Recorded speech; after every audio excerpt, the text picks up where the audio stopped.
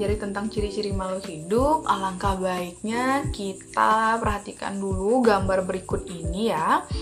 Nah, kita bisa lihat di gambar, kita perhatikan ada gambar matahari, ada gambar batu, ada gambar rumput, ada gambar pohon, dan lain sebagainya.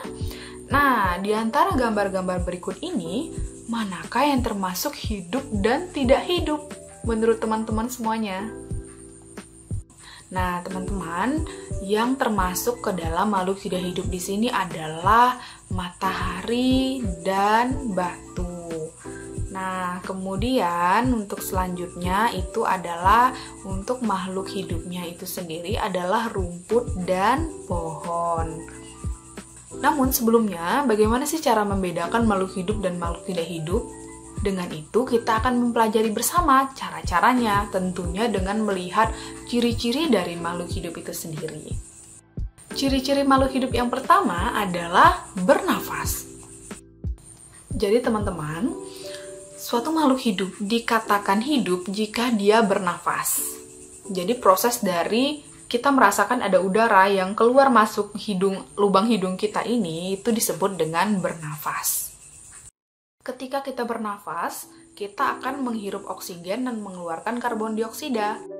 Nah, kenapa sih kita perlu bernafas? Ternyata bernafas itu sangat penting bagi tubuh kita karena akan membantu oksidasi zat makanan yang terdapat dalam tubuh kita agar kita dapat memperoleh energi. Selain itu, kita juga mengeluarkan zat dari dalam tubuh kita dari hasil oksidasi tersebut, yaitu zat yang disebut dengan karbon dioksida. Kalau oksigen dilambangkan dengan O2, kalau karbon dioksida dilambangkan dengan CO2. Kemudian, CO2 itu sangat diperlukan oleh tumbuhan. Jadi setiap makhluk hidup itu kebanyakan memiliki alat pernafasan yang berbeda-beda dengan struktur yang mulai dari yang masih sederhana hingga yang tergolong ke dalam alat pernafasan yang sempurna. Ciri-ciri makhluk hidup yang kedua adalah makan. Jadi setiap manusia ataupun hewan ataupun tumbuhan ataupun makhluk hidup itu memerlukan aktivitas yang dinamakan dengan makan. Kenapa perlu? Karena memang makan itu sangat berguna untuk memperoleh energi bagi makhluk hidup. Nah, makhluk hidup ini ada yang bisa membuat makanannya sendiri, misalnya tumbuhan hijau. Dengan cara apa? Dengan cara fotosintesis. Kemudian ada juga yang tidak bisa membuat makanannya sendiri. Contohnya apa? Contohnya manusia dan hewan. Caranya gimana mereka bisa makan? Caranya dengan bergantung pada makhluk hidup lain. Nah, makhluk hidup yang bisa membuat makanannya sendiri itu adalah tumbuhan. Tumbuhan bisa membuat makanannya sendiri dengan proses fotosintesis. Fotosintesis itu sendiri adalah proses pembuatan makanan oleh tumbuhan itu sendiri dengan bantuan energi cahaya, misalnya cahaya matahari. Jadi, untuk proses fotosintesis, matahari itu sangat diperlukan. Ciri-ciri makhluk hidup yang ketiga itu adalah bergerak. Dan ini salah satu hal yang membedakan dengan makhluk tak hidup. Misalnya antara hewan dan batu. Batu tidak bisa bergerak tanpa digerakkan oleh tenaga. Sedangkan hewan, mereka bisa bergerak sendiri, bisa berlari, demikian halnya juga dengan manusia. Dan gerak pada makhluk hidup terbagi lagi menjadi dua, yaitu gerak aktif dan gerak pasif. Gerak aktif itu dimiliki oleh manusia dan hewan, karena manusia dan hewan bisa melakukan gerak pindah tempat, bisa berlari ke depan, ke belakang, ke samping, kiri, dan kanan. Sedangkan kalau tumbuhan itu gerak pasif, karena gerak tumbuhan itu hanya bergerak berpindah-pindah tanpa memposisikan akarnya pindah tempat. Yang selanjutnya adalah ciri-ciri makhluk hidup, yaitu makhluk hidup tumbuh. Nah, makhluk hidup mengalami pertumbuhan seperti yang kita ketahui, kita lihat di gambar, misalnya pada tumbuhan, itu dimulai dari biji, kecambah, kemudian tumbuh-tumbuhan yang kecil, kemudian tumbuh dewasa, bisa berbuah, bisa berbunga. Nah, itu disebut dengan pertumbuhan. Jadi, pertumbuhan yang terjadi pada makhluk hidup itu adalah irreversible, yaitu pertumbuhan yang tidak bisa kembali lagi. Setelah dewasa, manusia tidak akan bisa kembali lagi menjadi bayi. Selain itu, ciri-ciri makhluk hidup yang selanjutnya itu adalah makhluk hidup berkembang biak. Makhluk hidup berkembang biak tujuannya adalah untuk memperoleh keturunan. Jadi setiap generasi itu pasti akan berkembang biak. Nah, jadi seperti kita lihat di silsilah keluarga kita, maupun hewan peliharaan kita, maupun tanaman-tanaman yang, misalnya tanaman pisang yang kita tanam, dia akan muncul tunas-tunas baru. Itu namanya berkembang biak. Nah, cara berkembang biak pun berbeda-beda. Jadi hewan mamalia itu biasanya berkembang biak dengan cara melahirkan. Kemudian untuk golongan reptil itu biasanya dengan bertelur melahirkan. Reptil itu adalah sejenis misalnya ular, kadal, dan lain sebagainya ya. Golongan amfibi, unggas, ikan, dan lain sebagainya itu biasanya golongan hewan-hewan bertelur. Ada juga hewan sederhana yang bisa berkembang biak dengan cara memotong tubuhnya sendiri, yaitu contohnya lah cacing pipih dan cacing gelang. Dia memiliki segmen-segmen pada setiap tubuhnya, jadi jika dia memutuskan tubuhnya ataupun terputus dengan cara tidak sengaja, segmen-segmen tubuhnya itu atau bagian tubuhnya yang lain itu tidak akan mati, melainkan akan tumbuh menjadi individu-individu baru.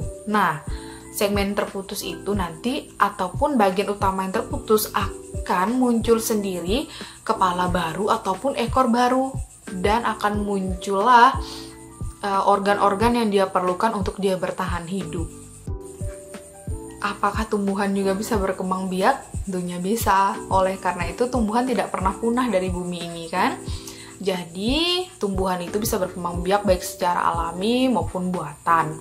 Jika secara alami, dia bisa secara kawin maupun tidak kawin. Kalau kawin, biasanya dengan biji. Nanti ada tumbuhan, misalnya tumbuhan salak, ada tumbuhan salak betina maupun salak jantan. Jadi seperti itu. Nanti kalau yang betina itu akan menghasilkan putik, kemudian ataupun bunga. Sedangkan yang laki-laki akan menghasilkan bunga jantan, yaitu spora.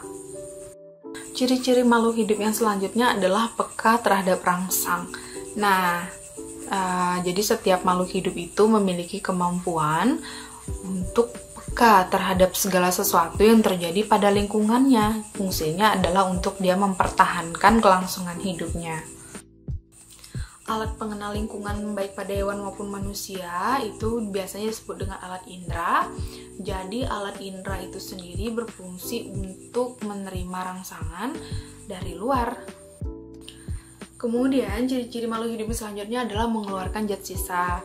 Jadi proses pengeluaran zat sisa pada makhluk hidup itu terbagi menjadi 3. Yang pertama adalah ekskresi, yang kedua adalah pernafasan, yang ketiga adalah defekasi. Nah, masing-masing mengeluarkan zat sisa ini, baik antara ekskresi, pernapasan maupun defekasi itu berbeda-beda. Salah satu contohnya misalnya kalau di ekskresi itu adalah zat sisa yang dihasilkan adalah keringat, urin, dan lain sebagainya. Yang selanjutnya adalah makhluk hidup beradaptasi. Nah, makhluk hidup ini beradaptasi agar tidak punah. Jadi fungsinya adalah agar setiap makhluk hidup mampu bertahan hidup. Untuk dapat bertahan hidup, misalnya contohnya jika kita lihat, perhatikan pada burung itu memiliki berbagai macam jenis paruh sesuai dengan makanannya. Misalnya pada kaktus kan hidupnya di gurun pasir. Akan berbeda dengan eceng gondok yang hidupnya di kolam. Ciri-ciri makhluk hidup yang selanjutnya adalah makhluk hidup memiliki materi genetik. Bahan genetik yang terdapat pada makhluk hidup itu terdiri dari DNA atau deoksiribonukleik asid dan RNA atau ribonukleik asid, yaitu yang terangkai di dalam sebuah kromosom di dalam sel. Peran dalam sintesis protein dan menentukan sifat-sifat genetik pada setiap makhluk hidup. Nah, kurang lebih seperti itu. Ada 9 ciri-ciri makhluk hidup ya teman-teman. Tentunya sekarang kita udah bisa membedakan ya mana yang disebut dengan makhluk hidup dan makhluk tak hidup. Walaupun misalnya contohnya boneka memiliki bentuk yang sama misalnya dengan hewan peliharaan kita, tapi kita lihat kembali apakah boneka yang mirip hewan tersebut dia memerlukan makanan atau tidak, mengeluarkan zat sisa atau tidak, bernafas atau tidak. Nah, kalau tidak memiliki kriteria, salah satu kriteria saja dari ciri-ciri makhluk hidup, ternyata dia bukan makhluk hidup. Kurang lebih seperti itu jika kita ingin membedakan antara makhluk hidup dan makhluk tidak hidup. Demikian ya teman-teman semuanya, penjelasan singkat tentang ciri-ciri makhluk hidup. Semoga teman-teman semuanya bisa mengerti, kurang lebihnya saya mohon maaf. Nanti kita ketemu lagi di materi yang lain. Saya ucapkan terima kasih semuanya, sampai ketemu.